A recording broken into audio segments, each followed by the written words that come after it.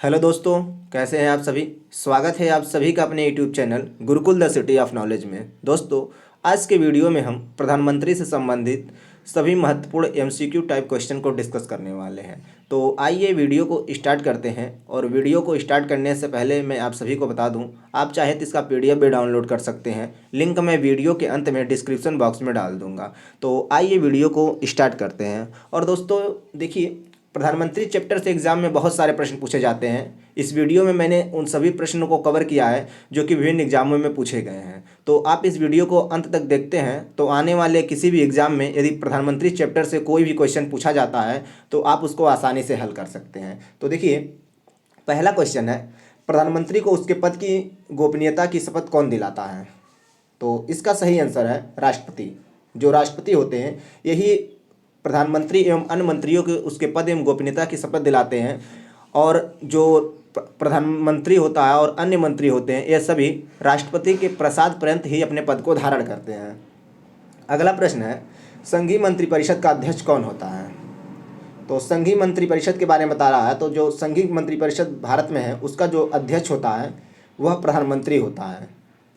यह याद रखिएगा। देखिए, जो प्रधानमंत्री होता है वह मंत्रिपरिषद का निर्माण करता है, उसकी अध्यक्षता करता है, उसकी बैठकों को बुलाता है और जो मंत्रिपरिषद की कार्यवाही होती है उसका संचालन करता है। तो जो संघीय मंत्रिपरिषद का अध्यक्ष है वो प्रधानमंत्री है। अगला प्रश्न है, प्रधानमंत्री की नियुक्ति कौन करता है।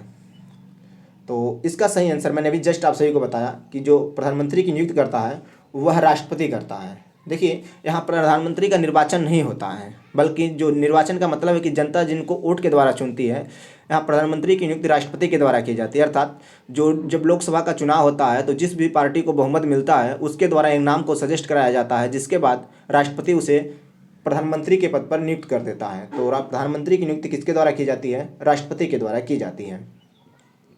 अगला प्रश्न है, सामान्यतः प्रधानमंत्री लोकसभा का सदस्य होता है, लोकसभा में बहुमत दल का नेता होता है, राज्यसभा का सदस्य होता है, या राज्यसभा में बहुमत दल का नेता होता है। तो इसका सही आंसर है ऑप्शन बी, लोकसभा में बहुमत दल का नेता होता है। मैंने अभी आप सभी को बताया कि जिस भी पार्टी को बहुमत प्राप्त होता है वह एक नाम को सजेस्ट करता है, जिसके बाद राष्ट्रपति उसे प्रधानमंत्री के पद पर नियुक्त करता है। तो याद रखिएगा, यह क्वेश्चन कई बार एग्जाम में पूछा गया है कि जो प्रधानमंत्री होता है वो लोकसभा में बहुमत दल का नेता होता है।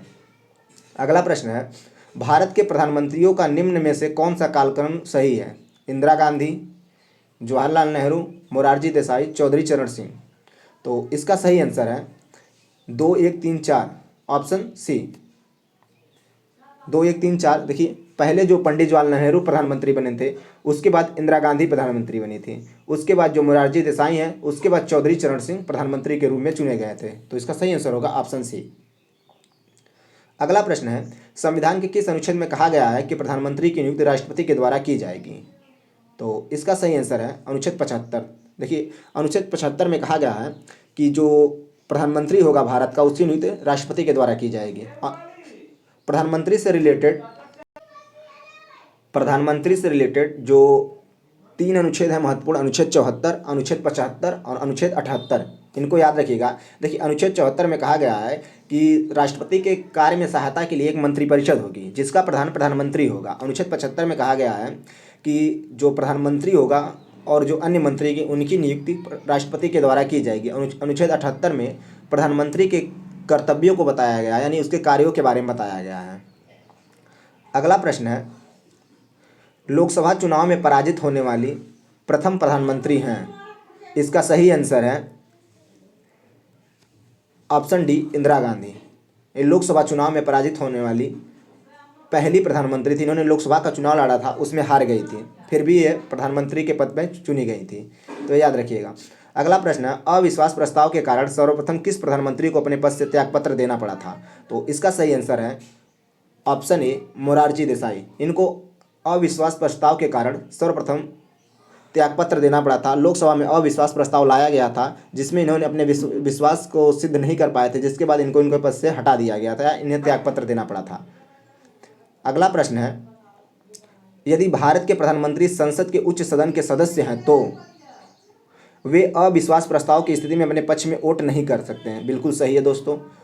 वे निम्न सदन में बजट पर नहीं बोल सकेंगे, बोल सकते हैं। उन्हें प्रधानमंत्री की पद की शपथ ग्रहण करने के बाद 6 मास के अंदर निम्न सदन का सदस्य। इसका ऑप्शन ए सही होगा। देखिए कि जो अविश्वास प्रस्ताव होता है ये हमेशा लोकसभा में लाया जाता है, और मैंने आप सभी को बताया था कि प्रधानमंत्री दोनों सदनों से चुने जा सकते हैं, राज्यसभा से भी और लोकसभा से। लेकिन उनको जिस सदन से के वह सदस्य होंगे उसी सदन में केवल वो मतदान कर सकते हैं। तो वे अविश्वास के प्रस्ताव की स्थिति में अपने पक्ष में वोट नहीं कर सकते, क्योंकि अगर वो राज्यसभा के सदस्य हैं, तो यहाँ उच्च सदन के बारे में बात कर रहा है, तो राज्यसभा के सदस्य हैं, तो वे जब भी अविश्वास प्रस्ताव लाया जाएगा तो लोकसभा में लाया जाएगा, इसीलिए वो यहाँ पर मतदान नहीं कर सकते हैं। अगला प्रश्न है, राष्ट्रपति की सहायता के लिए एक मंत्रिपरिषद होगी जिसका प्रधान प्रधानमंत्री होगा, वर्णित है। मैंने भी जस्ट आपसे बताया, अनुच्छेद 74, ऑप्शन डी। अनुच्छेद 74 में कहा गया है कि राष्ट्रपति की सहायता के लिए एक मंत्रिपरिषद होगी जिसका प्रधान प्रधानमंत्री होगा। अगला प्रश्न है, किस प्रधानमंत्री ने एक बार पद से हटने के पश्चात दोबारा पद संभाला था? तो इसका भी सही आंसर है ऑप्शन बी, इंदिरा गांधी।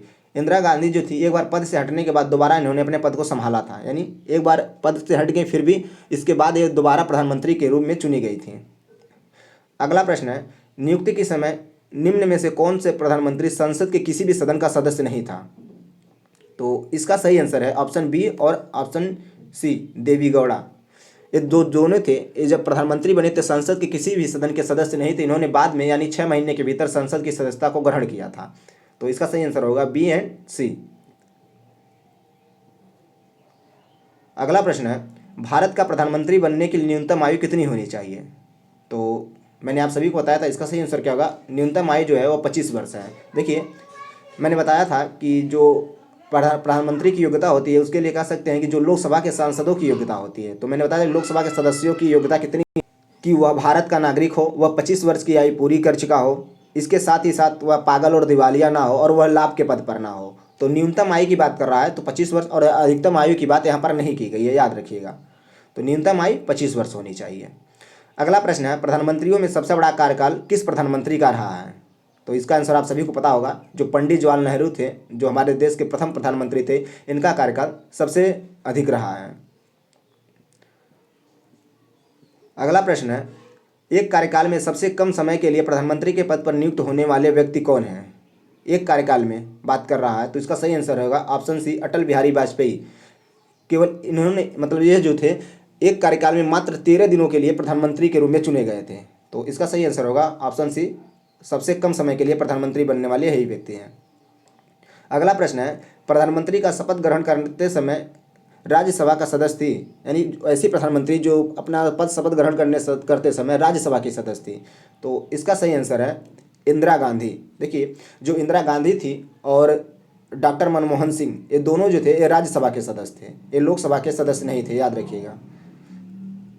अगला प्रश्न है, प्रथम गैर कांग्रेसी मंत्री कौन थे?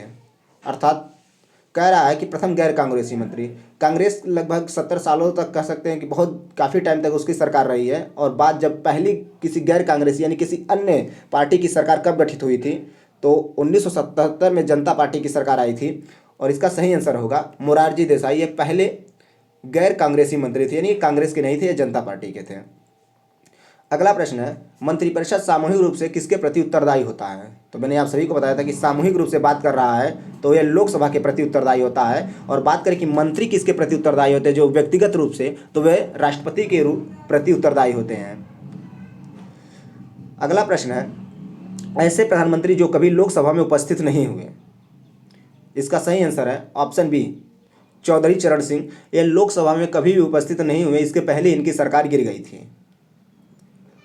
अगला प्रश्न है, किसकी मृत्यु प्रधानमंत्री के पद पर रहते हुए हुई थी? तो अभी तक बात करें 3 लोगों की मृत्यु प्रधानमंत्री पद पर रहते हुए हुई है, जिनमें पहली है श्रीमती इंदिरा गांधी, दूसरे है पंडित जवाहरलाल नेहरू, और तीसरा है लाल बहादुर शास्त्री। तो इन तीनों की मृत्यु जो है वह प्रधानमंत्री के पद पर रहते हुए हुई थी। तो इसका सही आंसर जाएगा ऑप्शन डी, उपरोक्त सभी। ये तीनों की मृत्यु प्रधानमंत्री पद पर रहते हुए हुई थी। अगला प्रश्न है, किसी मंत्री को त्यागपत्र देने तथा उसे बर्खास्त करने की सलाह कौन दे सकता है? तो मैंने आप सभी को बताया था, इसका सही आंसर होगा प्रधानमंत्री। प्रधानमंत्री जो है किसी भी मंत्री को त्यागपत्र देने अथवा उसे राष्ट्रपति से बर्खास्त करने की सलाह दे सकता है, यानी राष्ट्रपति को यह सलाह दे सकता है कि उसको उसके पद से बर्खास्त कर दे। तो इसका सही आंसर होगा प्रधानमंत्री। अगला प्रश्न है, विश्वास मत सिद्ध ना कर पाने वाले प्रधानमंत्री कौन थे? तो इसका सही आंसर है ऑप्शन बी, विश्वनाथ प्रताप सिंह। लोकसभा में विश्वास मत लाया गया था, उसमें ये सिद्ध नहीं कर पाए थे इसको। अगला प्रश्न है, मंत्रिपरिषद में मंत्रियों की कुल संख्या लोकसभा का कितना प्रतिशत होता है? तो इसका सही आंसर है ऑप्शन डी, 15%। मैंने बताया था कि 91वां संविधान संशोधन किया गया था 2003 में, जिसके माध्यम से यह प्रावधान किया गया था कि जो लोकसभा में मंत्रियों की कुल संख्या होगी वो लोकसभा के 15% हो सकती है। अगला प्रश्न है, सबसे अधिक उम्र में प्रधानमंत्री बनने वाले व्यक्ति कौन हैं? तो इसका सही आंसर है ऑप्शन बी, मोरारजी देसाई। ये सबसे अधिक उम्र में प्रधानमंत्री बनने वाले भारत के व्यक्ति रहे हैं। अगला प्रश्न है, नीति आयोग, राष्ट्रीय विकास परिषद, राष्ट्रीय एकता परिषद, राष्ट्रीय जल संसाधन परिषद, अंतर्राज्यीय परिषद, इन सबका अध्यक्ष कौन होता है? तो मैंने आप सभी को बताया था इसका जो अध्यक्ष होता है वो प्रधानमंत्री होता है। ये उसके अन्य कार्यों में मैंने आप सभी को पिछली वीडियो में बताया था। तो याद रखिए इन सबका। नीति आयोग, इसके पहले नीति आयोग को इसका पहला नाम क्या था? तो याद रखिए इसका जो पहला नाम था योजना आयोग था, बाद में इसका 2014 में नाम बदलकर नीति आयोग कर दिया गया था। तो ये जो भी परिषद दिए गए इनका अध्यक्ष जो होता है वह प्रधानमंत्री होता है। अगला प्रश्न है, सबसे कम उम्र में प्रधानमंत्री बनने वाले व्यक्ति कौन थे? तो इसका सही आंसर होगा ऑप्शन बी, राजीव गांधी। राजीव गांधी जो थे वह सबसे कम उम्र में प्रधानमंत्री बनने वाले व्यक्ति थे। तो दोस्तों यह था हमारा प्रधानमंत्री से संबंधित सभी महत्वपूर्ण प्रश्न। तो आप आज की वीडियो में बस इतना ही। वीडियो आप सभी को कैसा लगा हमें कमेंट बॉक्स में ज़रूर बताइएगा। तो मिलते हैं अगले वीडियो में, तब तक के लिए धन्यवाद। जय हिंद दोस्तों।